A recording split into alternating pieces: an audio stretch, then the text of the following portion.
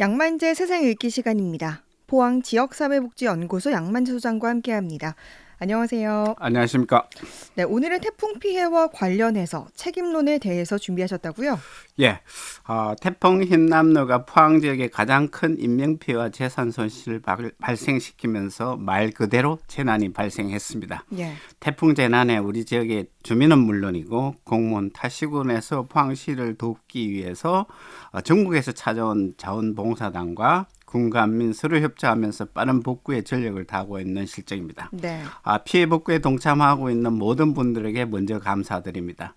또 피해 주민들도 어려운 상황에서 좌절하지 않고 힘내시기를 바랍니다. 태풍으로 생명을 잃은 분과 가족들에게 다시 한번 상가 명복을 빕니다. 피해 복구에 우선하면서도 이번 흰남노 태풍 피해의 원인을 두고 여러 측면에서 책임론이 거론되고 있습니다. 오늘은 이 책임론에 관한 이야기를 준비했습니다. 네. 그러니까 이 태풍 흰남노로 포항이 지금 가장 큰 피해를 입었는데요. 현재까지 피해 규모가 2조 원에 육박하고 있죠?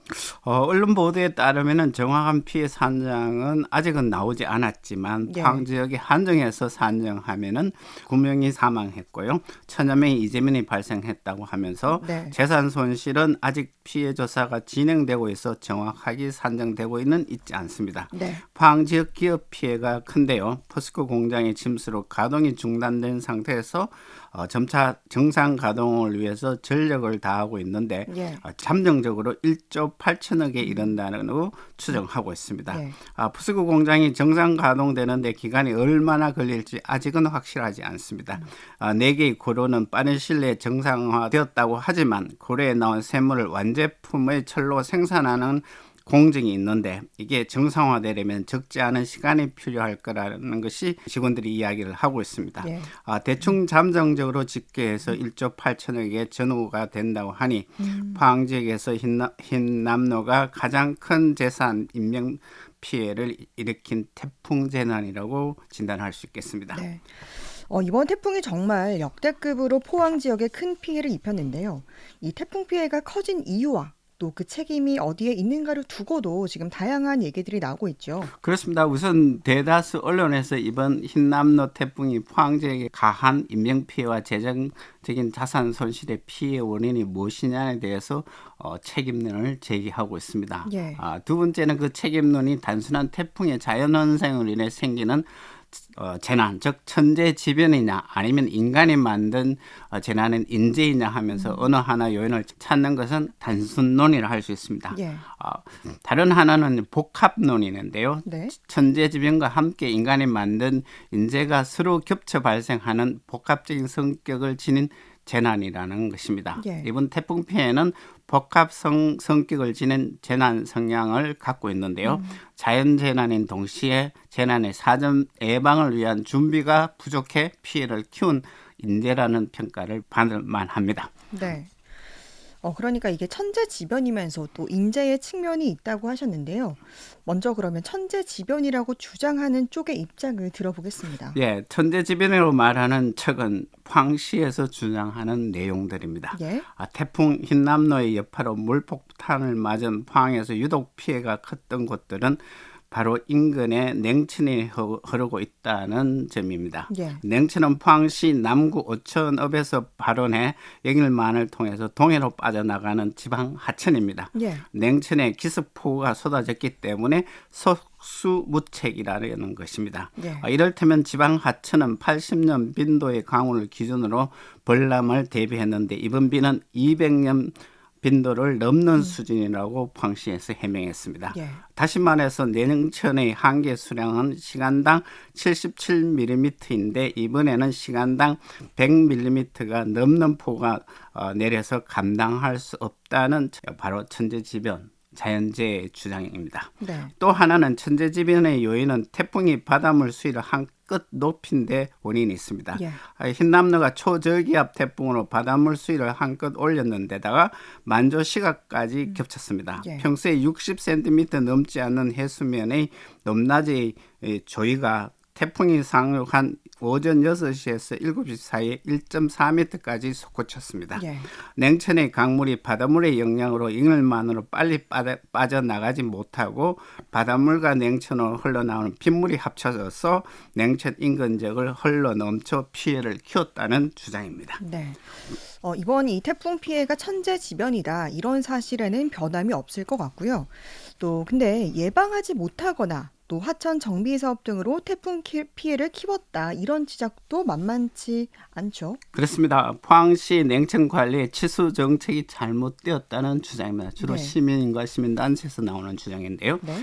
과거에는 폭우가 내려도 넘친 적이 없던 냉천이 이번에 범람하게 된 것은 최근 이루어진 정비 사업으로 강폭이 좁아진 탓으로 침체를 피웠다는 것이 주민들의 주장입니다. 네. 포항시는 2012년부터 19년까지 냉천 고양의 강정비 사업을 했다고 합니다. 예. 245억 원을 들여 옥천읍 진천 저수지에서 동해면까지 8km 구간을 재정비했고 이어 1.8km 구간은 18억 6천만 원을 들어 2020년까지 추가 정비를 했습니다. 예. 숲풀로 뒤덮여 있던 하천변에는 산책로와 자전거 도로, 운동기구 등이 설치되었습니다. 네.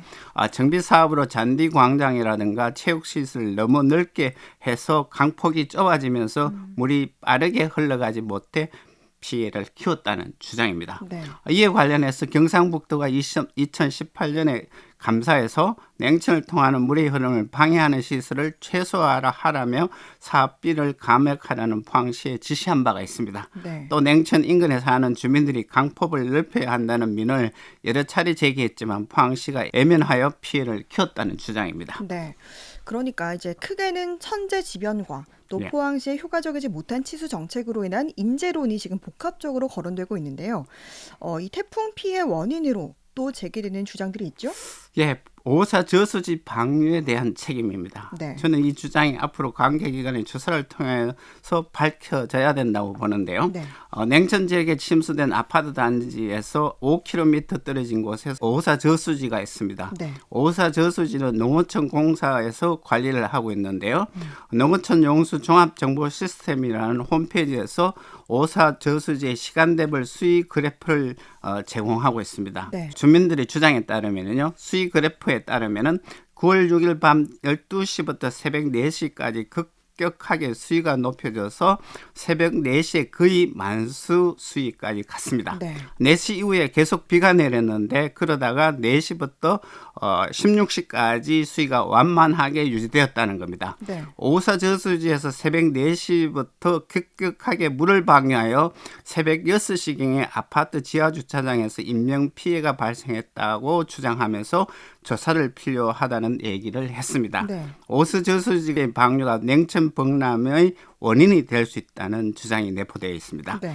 4시 이후에 오사 저수지를 물을 방류했다면 하루에 있는 냉천 인근 지역 주민들에게 범람에 대비하는 통보를 포항시와 냉천 인근에 위치한 포스코에 했는지 여부와 오사 저수지 방류가 적절한 시간이 이루어졌는지 등에 대한 조사가 필요하다는 것입니다. 네.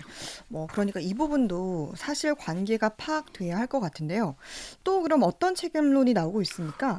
저는 재난 사전 예방을 위한 법률적인 부분입니다. 네. 재난 관리에 필요한 민간 협의체를 일선 읍면동단에서 효과적으로 활용하지 못한데 재난의 원인이 있을 수 있다는 주장을 하고 싶습니다. 네. 재난 전문가들은 재난에 대응하는 공무원 중심이 아닌 민간기관과 공공기관의 협력체로 대응해야 한다는 것입니다. 예. 포항시 안전대책본부 구성 및 운영조례 제3조 1항에 따르면요, 재난안전대책본부가 가동되고 이 대책본부가 재난의 예방, 대비, 대응, 복구 등에 관한 총괄 조정하게 되어 있습니다. 네. 본부 회의에서는 재난 관련 관계 공무원뿐만 아니라 민간단체 등으로부터 파견된 사람으로 편성하도록 되어 있습니다. 네.